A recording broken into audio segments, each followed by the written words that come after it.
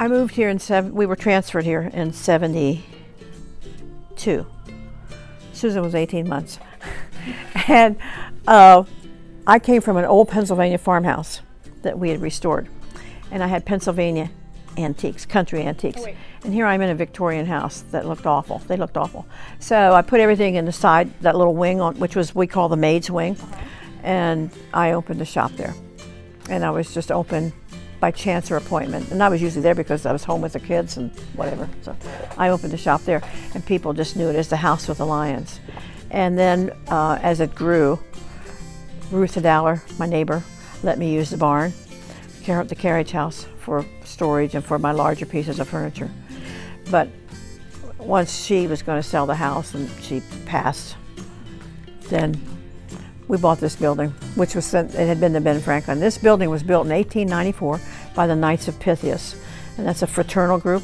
And there's a big K of P. In fact, I keep thinking I'll get it put back up. A big chair outside the door, and tell people, don't shop over there. Now you come in here and buy from me. I've got the best prices in town. And apparently he was quite a character. Faust and Fry was, I think, when they took Faust and Fry building down in 95 or 96. I was stunned. I was upset. I mean, it was a major building. It changed the whole feeling of this whole downtown.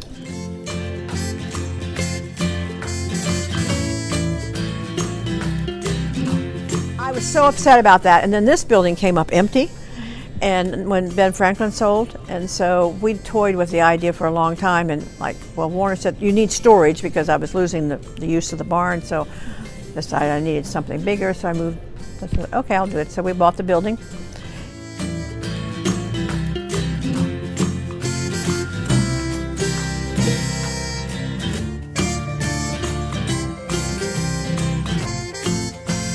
And we tried real hard to keep it up and to keep it, maintained.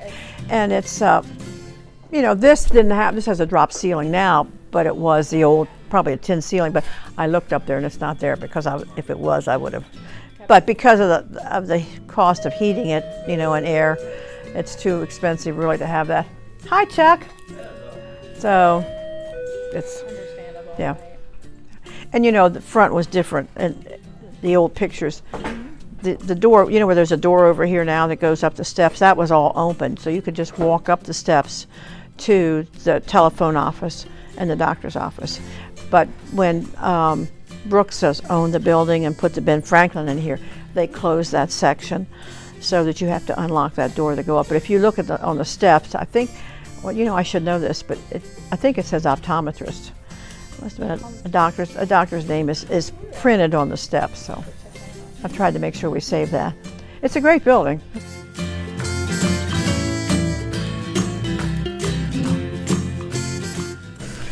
Well, Warner was an avid hunter, and then I started hunting with him, so none of those are for sale on the wall, but that's why I said I can't retire, because what would I do with them? They aren't going to fit in my house. I do have a few there, but they aren't going to fit in the house, so most of them are.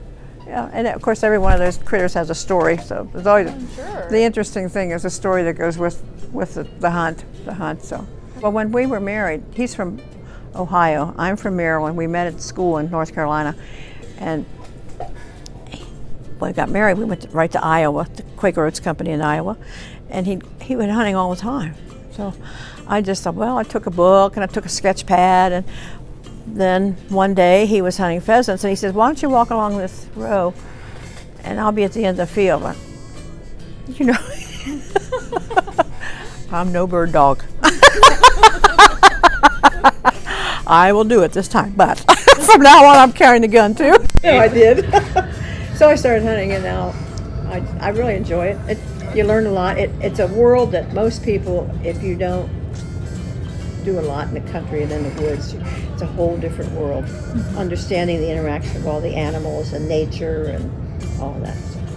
So we've had some crazy hunts and some crazy, Warner always says, well, I like to go wherever you go because something's going to happen. Good luck, but every now and then there have been a few things.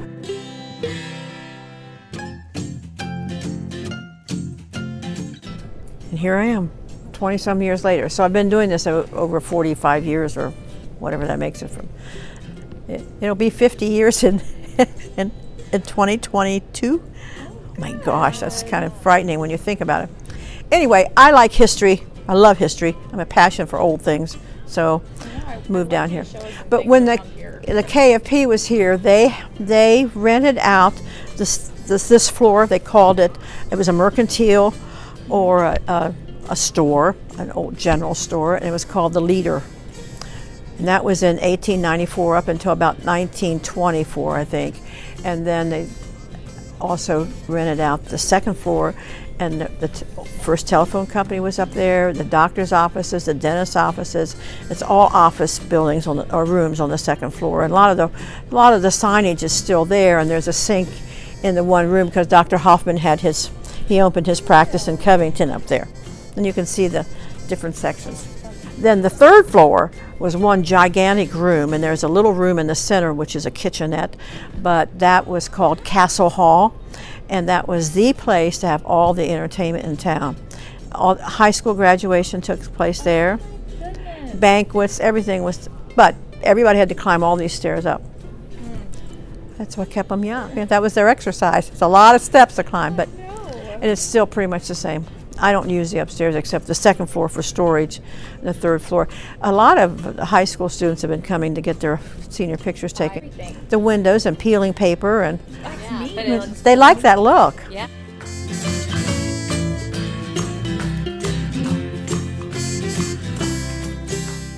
Word of mouth primarily anymore. I used to do auctions, but and I used to do my own refinishing and minor repair, but I'm beyond that now, so I have some people that help me with that, and people come to me every day with things that they want to sell, and so I don't have to rely upon auctions as much.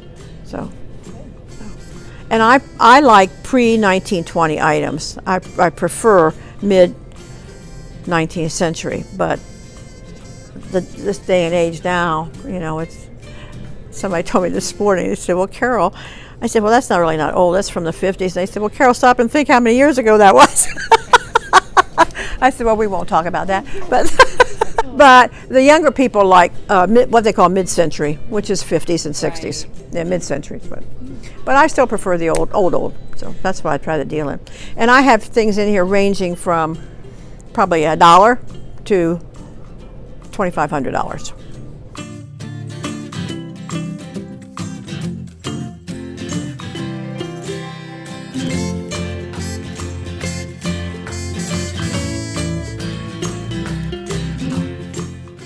The biggest piece and the best piece I just got was the big sideboard over there, which came from Mudlavia Lodge.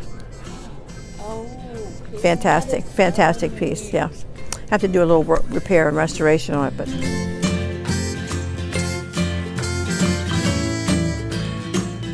needs a little cosmetic work on it. That came from Mudlavia Lodge, and I bought that from a gentleman over in Warren County who said that his father worked at Mudlavia, and his father had the restaurant there. Now, I never saw the restaurant because it burned, I think, right after I moved to town in '71 or something like that. And then I think they opened it again. But this piece is probably 1890s, which is when the lodge was a big resort area. And it's a fantastic piece. Hard to move. When I had a chance to buy it, and I just said I can't buy it because I can't move it. Well, it took three different guys moving it, and it comes in sections. The top came off, and then we took the marble slab off, and then the base. But wonderful piece. It's really outstanding. And I enjoy just looking at it, so it doesn't matter if it doesn't sell right away.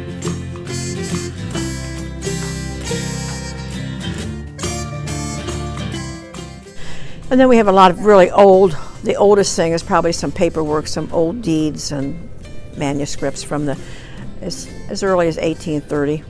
So the reason we started, when I moved here, every place I went, I saw so much history of this county leaving. And I'm like, this isn't right, it should be kept.